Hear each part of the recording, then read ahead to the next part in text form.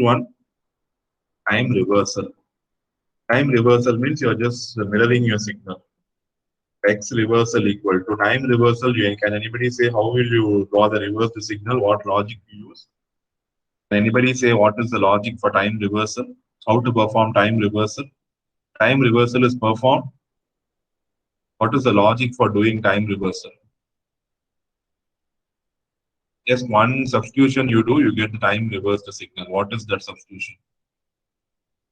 Yes, you have to replace t by minus t. Good. So here I have t. I am replacing it by minus t.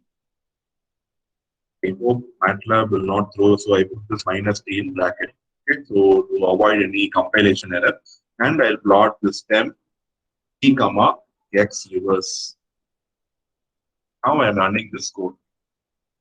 Always I am using two figures because you should understand the difference between this figure and this figure.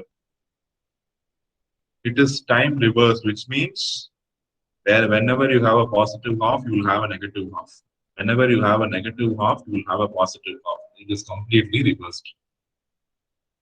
You're able to understand the sine wave is completely reversed in time.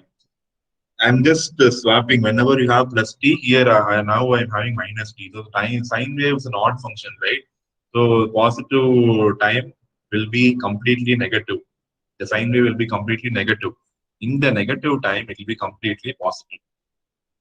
If you use cos waveform, you will not find any difference. I am just using cos now. See, you will not find any difference because cos is an even function. Even if you reverse your cos waveform, it will look the same. See here, are exactly the same. Mathematics can never go wrong. Whether you do theory or lab, anything, mathematical concepts will be same. Okay, so cos wave, the time reversal is not working because cos is an even function. The same thing if you give sine wave, it will show the example, it will show the reversing phenomenon easily. You can see the positive and negative half cycles getting swapped in the reversed signal.